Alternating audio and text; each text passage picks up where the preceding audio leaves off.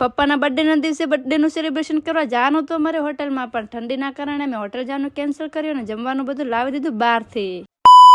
બીજા દિવસે નાઈ ધોઈને ટિકિટ થઈને જવાનું તો આપણે આદિપુર બાજુ, એટલે હું મારા મમ્માનો પેરો નીકળી પડે આદિપુર બાજુ. એકચ્યુઅલીમાં લેવાનો તો અમને હોસ્પિટલમાંથી બાબુનો જન્મ દાખલો. હોસ્પિટલ વાળાએ મૂક્યા અમને આદિપુર નગરપાલિકાની અંદર જન્મ દાખલો લેવા માટે. 4.5 વર્ષથી મમ્માનો પોયરો કચ્છમાં રહે, પણ આદિપુર નગરપાલિકા ક્યાં છે એને નહીં ખબર, એટલે અમારે મેપ ઉપર જોતા જોતા નગરપાલિકા જવું પડ્યું. મેઇન લોકેશન ઉપર પહોંચે ત્યારે ખબર પડી કે આ નગરપાલિકા તો મેં જોયેલી હતી.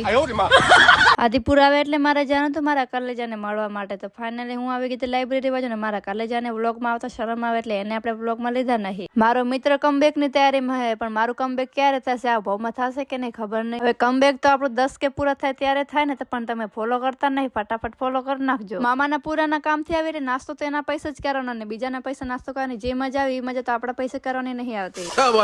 ફાઇનલી કામ પતે નહીં ગયા આપણે ઘર બાજુ. સાંજે જવાનું તો અમારે માર્કેટની અંદર શાકભાજી લેવા માટે, પણ એ પેલા જવાનું તો અમારે મામાના ઘરે, પણ મામાના ઘરે આ ગુનિશને હમણાંથી નખરા બહુ વધી ગયા એટલે એને મૂકવાનો હવે ગામડે. અમારા કાવ્ય મેડમ તો ક્યાં મસ્ત મજાની નીંદર કરી રહ્યા હતા. હવે જો એને ઉઠાડી દઈશ તો પછી ઊંઘશે નહીં. મમ્માના ઘરે જઈને મમ્મી કે મને શાકભાજી સમારાવ, એટલે મમ્મીની શાકભાજી સમારી દીધી ને મમ્મી કે મારું દહીણું લીધું છે, એટલે મમ્મીનું દહીણું પકડીને જવાનું તો આપણે બજાર તરફ. દહીણું મૂકીને જતા હતા આગળ, ત્યાં અમને મળી ગયા અમારા જૂના મિત્રને મળી લીધું ને આગળ મળી ગયા અમને કાંતામાં, પણ એ શાકભાજી લીધા. આપણે શાકભાજી લઈ લીધું ને જવાનું આપણે મેન કામ એટલે કે પાણીપુરી ખાવા માટે. ફાઇનલી પાણીપુરી ખાઈ લીધી ને ખસકે આપણે ઘર બાજુ. ઘરે આવી તો ડિમ્પુ બેન તો ઉતરાયણની ફૂલ તૈયારીમાં હોય, અત્યારે જ વાગ બની ગઈ છે. એક બાજુ ડિમ્પુ ની મસ્તી હમાતી નથી ને બીજી બાજુ મયુર કે મારે ગાજરનો હલવો ખાવો હોય કે બનાવી આલો. હવે ગાજરનો હલવો બનાવતો તો મને નહીં આવડતું, પણ ઇન્ટરનેટ માંથી જોઈ લીધું અને શીખી લીધું કે ગાજરનો હલવો કેવી રીતે બને. તો ફાઇનલી અમે બનવા માંડ્યા ગાજરનો હલવો. મયુરને એટલી ઉતાવળ હતી કે પ્લેટફોર્મ ઉપર ચડી ગયો હતો. ફાઇનલી અમારા ગાજરનો હલવો તૈયાર હતો ને અહીંયા પૂરો કરશું આપનો બ્લોગ.